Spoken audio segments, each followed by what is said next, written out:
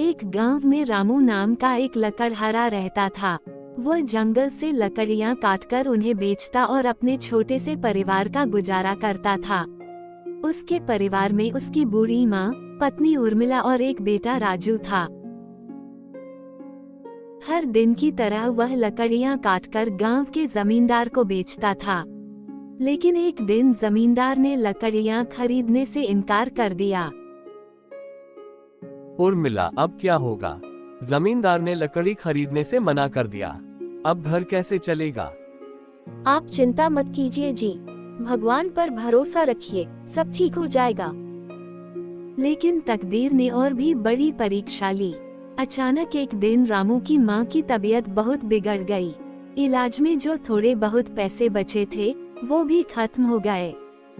अब तो खाने के भी पैसे नहीं बचे उर्मिला, मैं तुम सबका पेट कैसे भरूंगा? रामू बहुत दुखी और बेचैन रहने लगा। एक दिन वो रोज की तरह जंगल में लकड़ियां काटने गया। तभी उसे किसी के चिल्लाने की आवाज सुनाई दी।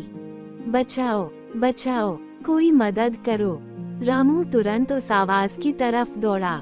देखा, एक लड़की नदी में डूब रही थी। उसने बिना कुछ सोचे समझे उसे बाहर खींच लिया। तुम कौन हो? यहाँ कैसे? मैं कोई साधारण लड़की नहीं, मैं एक परी हूँ। गलती से नदी में गिर गई थी। तुमने मेरी जान बचाई, इसके लिए मैं तुम्हें धन्यवाद देना चाहती हूँ। फिर परी ने रामू को एक जादुई छड़ी दी।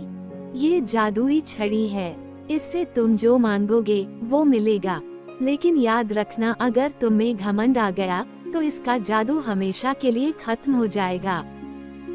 रामू खुशी खुशी घर लौट आया। उसने सबसे पहले एक कार मांगी। जादुई छड़ी, मुझे एक कार दे दो। पल भर में उसके सामने एक चमचमाती कार खड़ी थी।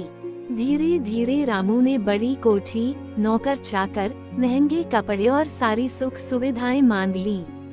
अब वो एक अमीर आदमी बन गया था। उसका परिवार बहुत खुश था। एक दिन रामू का बचपन का दोस्त श्याम उससे मिलने आया। भाई, रामू से कहो उसका बचपन का दोस्त श्याम मिलने आया है। नौकर भीतर गया। मालिक, कोई श्याम नाम का आदमी आया है, कह रहा है कि वह आपका बचपन का दोस्त है। रामू बाहर आया, लेकिन अब वो पूरी तरह बदल चुका था। अरे रामू, पहचान मुझे, मैं श्याम हूँ, बचपन वाला। श्याम, अरे तू तो आज भी गरीब ही है।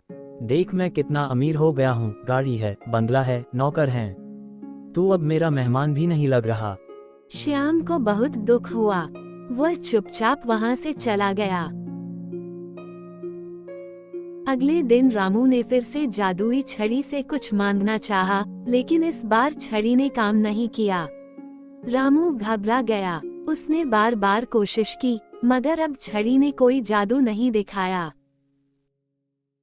उसे याद आया परी की बात, अगर तुमने घमंड किया तो इसका जादू खत्म हो जाएगा। धीरे धीरे रामू की सारी संपत्ति बिक गई। गाड़ी चली गई, बंगला चला गया, नौकर चले गए।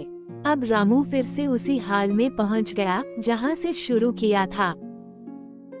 शिक्षा, घमंड किसी भी जादू या सफलता को नष्ट कर देता है।